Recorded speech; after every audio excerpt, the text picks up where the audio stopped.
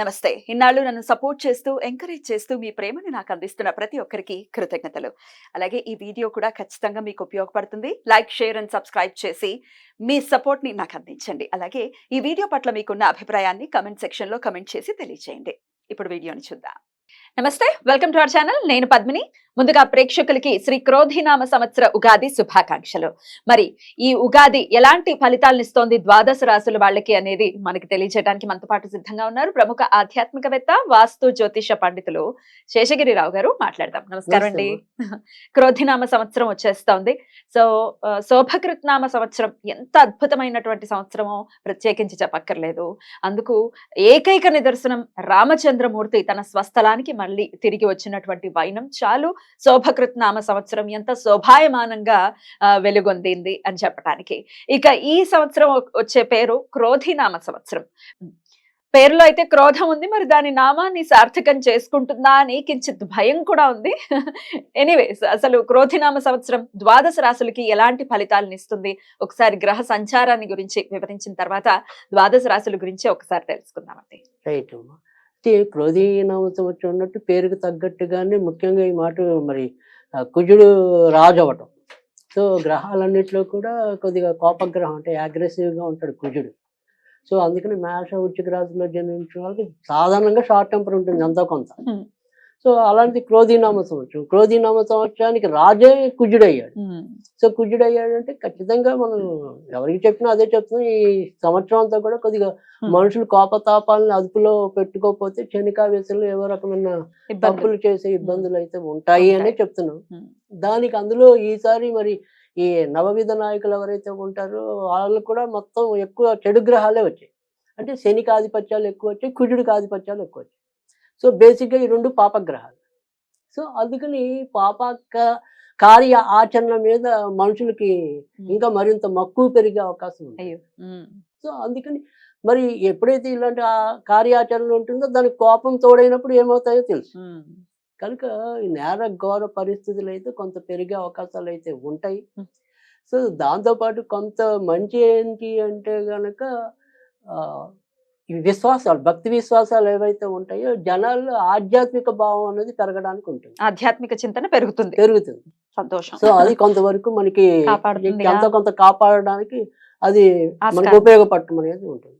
తర్వాత గురుడు రసాధిపతి అవటం వల్ల ఏంటంటే కొన్ని ఏదైతే ముఖ్యంగా ఆడవాళ్ళకి ఇష్టమైన బంగారము, తర్వాత వెండి ఇలాంటివి కొంతవరకు కంట్రోల్లోకి రావడానికి అయితే ఆస్కారం అయితే ఉంటుంది. అంటే మళ్ళీ ఇంకా పెరిగిపోకుండా గోల్డ్ రేట్స్ అవి కొంత రేట్లు మనకి నియంత్రణలో ఉండటం అనేది ఉంటుంది. కనుక అవి చెప్పదగిన పరిస్థితి. సో ఇక్కడ మనం చూసినప్పుడు ఇంకా ఇప్పుడు ఉగాది అనేది ప్రారంభం అనేది ధనుర్ లగ్నంలో అయింది యాక్చువల్గా. సో ధనుర్ లగ్నానికి మరి గురుడు పంచమంలో ఉన్నాడు. సో లగ్నాన్ని గురుడు సూచించడం అంటే ఇది ఇప్పుడు మనకి ధనుర్ లగ్నం అనుకోండి. సో గురుడు పంచమం 1, 2, 3, 4, 5. సో పంచమ స్థానంలో గురుడు ఉంటాడు కాబట్టి అంటే ఏదైతే గురుడు మరి మేలో మారిపోతాడు. మే 1వ తారీఖు మారిపోతారు కదా. సో మే వరకే మనకి ఉన్నంతలో బాగున్నట్టు. అంటే ఆ లగ్నాధిపతి పంచమంలో ఉంటాడు కాబట్టి ఎవరు ఎలాంటి ఇబ్బందులు ఉన్నా చివరి నిమిషంలో బయటపడడానికి ఉంటుంది. సో కానీ దానికి విరుద్ధంగా ఏమవుతుందంటే మే నుంచి గురుడు వృషభంలోకి రావటం. వృషభం అన్నది ఏంటంటే ఇక్కడ మనకి ఇందాక మనం ఇది వృషభం అనేది శుక్రుడు రాజు, ఈయనేమో మన దానవుల రాజు, ఈయన దేవతల గురువు, ఈయన దానవుల గురువు. సో వీళ్ళిద్దరికి నిజానికైతే శత్రుత్వం ఉంది. సో ఇక్కడ మరి శత్రు రాశిలోకి గురుడు ప్రవేశించడం అనేది ఉంటుంది. సో వృషభ రాశిలో. సో ఆ వృషభ రాశిలోకి గురుడు ప్రవేశించినప్పుడు ఏమవుతుంది అంటే ఇందాక మనం చెప్పాం ముఖ్యంగా ఏదైతే ఈ స్త్రీ సంబంధించిన వ్యవహారాలు ఏవైతే ఉంటాయో, లేదు ఇప్పుడు రాజకీయాల్లో స్త్రీల ఆధిపత్యం ఉంది, వాళ్ళ ఇచ్చే ఏవైతే సలహాలు సూచనలు ఉంటాయో అవి కొంత వాదాలకు వెళ్ళడానికి అవకాశం ఉంటుంది. ఇంకా ఇంట్లోకి వచ్చేప్పుడు కూడా స్త్రీల మూలకంగా ఏవో రకమైన చికాకులు ఎదురవడానికి అవకాశాలు పెరుగుతాయి. సో తర్వాత రెండోది వచ్చేప్పటికి ఏంటంటే ఇక్కడ వృషభం నుంచి చూసినప్పుడు ఏంటంటే ఇక్కడ గురుడికి రాహు వ్యయస్థానం లాభస్థానంలోకి ఉంటాడు. సో ఈ లాభస్థానంలో ఎప్పుడైతే మరి రాహు వృషభానికి ముఖ్యంగా వృషభ రాశి వారికి తర్వాత వచ్చేప్పటికి ఇది వృషభ రాశి అనుకోండి, ఇక్కడ లాభంలో గురుడు ఉంటాడు. ఇది ఉంటుంది. తర్వాత ఇప్పుడు కొత్తగా పుట్టే వాళ్ళ గురించి చెప్తున్నాను. సో వృషభ రాశిలో ఎవరైతే జన్మిస్తారో వాళ్ళకి కంపల్సరీ సర్పదోషం ఉంటుంది. సర్పదోషం ఉంటుంది. లాభంలో రాహు ఉన్నా సర్పదోషం ఉంటుంది. అందుకే ముఖ్యంగా రాహు లాభంలో ఉన్నప్పుడు ఇక్కడేమో కేతు పంచమంలో ఉంటారు. పంచమంలో ఉంటారు. అవును. సో ఇది సంతాన స్థానం అవుతుంది, అదేమో లాభస్థానం. సో ఖచ్చితంగా లాభాలు ఎవరైతే ముఖ్యంగా ఈ వృషభ రాశి వాళ్ళకి గట్టి ప్రయత్నాలు ఏవైతే ఉంటాయో అవి దగ్గర వచ్చి పోతాయి. ఇక్కడ ఈ బుద్ధి అనేది వాళ్ళకి సరిగ్గా ఉపయోగపడదు. సో ఆ నిర్ణయాలు తీసుకోవడంలో ఇబ్బందులు ఎక్కువ వృషభ రాశి వాళ్ళు పొందడానికి అవకాశం ఉంటుంది. తర్వాత వచ్చేప్పటికి ఇదే దోషం అనేది కర్కాటక రాశికి కూడా ఉంటుంది. కర్కాటక రాశిలో పుట్టిన వాళ్ళకి కూడా ఉంటుంది. అంటే కొత్తగా పుట్టిన పిల్లలకు కూడా నవమంలో రాహు ఉంటాడు. నవమంలో రాహు ఉంటాడు, తృతీయంలో కేతు ఉంటాడు. కాబట్టి సంబంధ బాంధవ్యాలు ఇబ్బంది పడతాయి. ఇప్పుడు పుట్టే వాళ్ళకైతే ఇలా ఉంటుంది. ఆల్రెడీ పుట్టిన వాళ్ళకి అదే గ్రహస్థితి. ఇప్పుడు ఆల్రెడీ పుట్టేసిన వాళ్ళకి కూడా అదే గ్రహస్థితి. కానీ కొత్తగా పుట్టిన వాళ్ళకి కూడా ఖచ్చితంగా పుట్టడమే సర్పదోషంలో పుట్టినట్టు. ఎగ్జాక్ట్లీ ఈ సంవత్సరంలో ఎప్పుడు పుట్టినా ఇదే గ్రహస్థితి ఇంచుమించుగా, అంటే రాహుకేతులకు సంబంధించి. రైట్ అండి. ఇక దేశంలో ఎట్లాంటి పరిస్థితులు ఉంటాయి అనేది ఒకసారి క్లుప్తంగా చెప్పేసి ద్వాదశ రాశుల్లోకి వెళ్ళిపోతాం. రైట్. దేశంలో కూడా ముఖ్యంగా చెప్పాల్సింది అంటే ఇక్కడ వర్షపాతాలు ఏవైతే ఉంటాయి అంటే మనకు కావాల్సిన మెయిన్ వర్షం, రైతుల యొక్క ఇది. సో ఇక్కడ ముఖ్యంగా ఇందాక మనం చెప్పుకున్నాం శని కుజుల యొక్క ఆధిపత్యం ఎక్కువ అని చెప్పి. సో శని కుజుల ఆధిపత్యం ఎక్కువ అంటే మిరపకాయల పంటలు బాగా పండుతాయి. అంటే ఎరుపు రంగు ధాన్యాలు ఏవైతే ఉంటాయో లేదా ఎరుపు రంగు పంటలు ఏవైతే ఉంటాయో అవి సమృద్ధిగా పండుతాయి.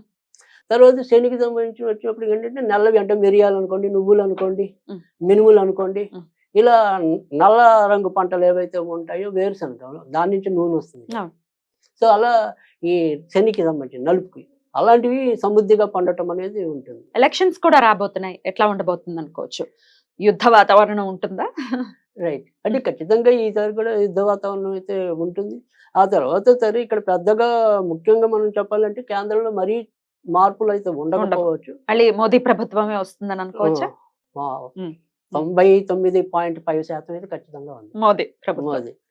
సో తర్వాత వచ్చేప్పటికి కానీ ఇదే కేంద్ర ప్రభుత్వం కూడా అంటే ఇప్పుడు సపోజ్ కొన్ని ప్రెస్టీజియస్ ప్లేసెస్ ఉంటాయి కొన్ని.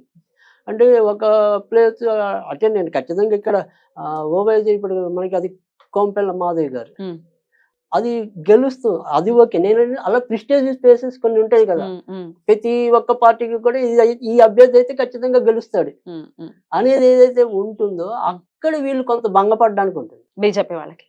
బీజేపీ అని కాదు, మోరల్ గా ఇప్పుడు సపోజ్ అది వేరే పార్టీ తీసుకున్నా అంటే ఇక్కడ మాయావతి కరెక్ట్ గా ఇక్కడే గెలుస్తుంది అనుకునేటప్పుడు భంగపడతారు.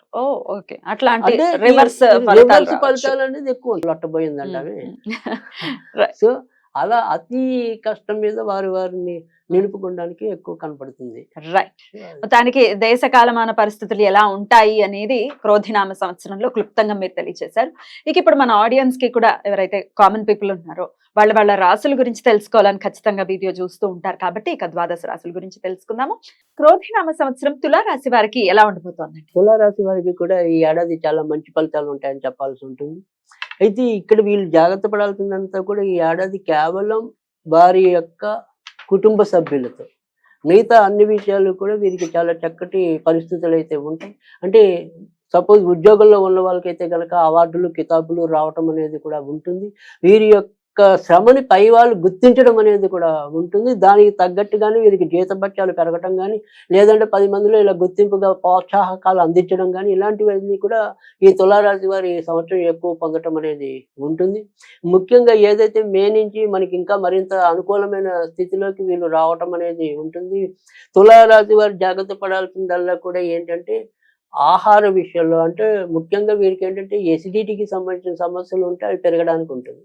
తర్వాత కొంతవరకు కాలేయ సంబంధించిన వ్యాధుల్లో కొంతవరకు రావడానికి ఉంటుంది. కాబట్టి అవి రావడానికి కారకమైన విధానంలో మాత్రం కొంత జాగ్రత్తగా పడటం. అంటే కాలేయ సంబంధించిన వస్తాయి కాబట్టి దానికి సాధారణంగా మందు కొట్టే అలవాటు ఉంటే అది మానుకోవాలి. ఇంకా తర్వాతకి వచ్చేప్పటికి ఏంటంటే ఈ విడిగా అంటే అలాంటి అలవాట్లు లేకపోయినా కూడా రావడానికి ఉంటుంది. అలా రావాలి అంటే కనుక ఖచ్చితంగా అన్నం ఏదైతే ఉంటుందో వాటి ఆహార విషయాల్లో కొంతవరకు శ్రద్ధ వహించవలసి ఉంటుంది. ఆ ఒక్క విషయం కనుక వీళ్ళు కనుక జాగ్రత్తగా వీళ్ళు పరిశీలనలోకి తీసుకున్నట్టయితే కనుక ఈ ఏడాది వీరికి కూడా చాలా అద్భుతమైన కాలం. ముఖ్యంగా ఏంటంటే ఆల్రెడీ విదేశాల్లో ఉన్న వాళ్ళకి అక్కడ వీరికి మరింత ప్రతిభా పాఠవాలు పెరగటం అనేది ఉంటుంది. తర్వాత ఇదే తులారాశిలో జన్మించిన ఈ కళాకారులు ఎవరైతే ఉంటారో అంటే అది సినిమా రంగం వాళ్ళవచ్చు, టీవీ రంగం వాళ్ళవచ్చు, లేదా ఇలాగా బయట భరతనాట్యం, కూచిపూడి ఇలాంటివన్నీ ఉంటాయి కదా, ఇలా కళారంగానికి సంబంధించిన వ్యక్తులు ఎవరైతే ఉంటారో వారికి కూడా అవకాశాలు మెండుగా ఈ ఏడాది లభించడం అనేది ఉంటుంది. వాటిని మీరు సద్వినియోగపరచుకోవడం అనేది కూడా ఉంటుంది. తర్వాత ఇదే తులారాశిలో జన్మించి రాజకీయ రంగంలో ఉన్న వాళ్ళకి కూడా మేలో మరి చక్కటి రవి ఓట్లకి రావటం అనేది ఉంటుంది. కాబట్టి ఆ రాజకీయ రంగంలో ఉన్న వాళ్ళకి కూడా మంచి జరగడానికి అవకాశం ఉంటుంది. గతంలో వీరు ఎక్కడైతే ఓడిపోయి ఉన్నారో ఒకవేళ ఇదే తులారాశిలో జన్మించి గతంలో ఎక్కడైనా ఓడిపోయి ఉంటే ఈసారి మళ్ళీ తిరిగి వాళ్ళు కనుక పోటీ చేస్తే గెలిచే అవకాశాలు కూడా మెండుగా కనిపించడం అనేది కూడా ఉంది. కనుక తులారాశి వారికి కూడా కేవలం వారు ఏంటంటే వారి యొక్క సొంత ఆరోగ్యం అంటే వ్యక్తిగత ఆరోగ్యం, ఈ వ్యక్తిగత ఆరోగ్య విషయంలో కొంతవరకు శ్రద్ధ వహించాలి. తర్వాత వచ్చేప్పటికి ఏంటంటే అమ్మగారు నాన్నగారితో మాట్లాడే విధానంలో కొంతవరకు జాగ్రత్త పడాలి. లేదు అంటే కనుక వారికి అమ్మగారు నాన్నగారు వాళ్ళ నుంచి రావాల్సిన ఏవైతే ఉంటాయో వీళ్ళకి పంచే విషయంలో కొంత వాళ్ళు ఇబ్బంది పెట్టడం అనేది ఉంటుంది. కనుక అలాంటి విషయాల్లో కొంతవరకు జాగ్రత్త వహించాలి. వ్యక్తిగతంగా ఉండే అలవాట్ల విషయంలో కొంతవరకు జాగ్రత్త పడితే కనుక తులారాశి వారికి కూడా ఈ ఏడాది అంతా కూడా చాలా మంచి కాలం అనేది చెప్పాల్సి ఉంటుంది. ఇక తులారాశి వారు చేయవలసినది ఏదైనా సరే పూజ అనేది ఏదైనా ఉంటే కనుక ఈ ఏడాది వీరు కనుక ఎక్కువ దుర్గాదేవినే పూజించాలి.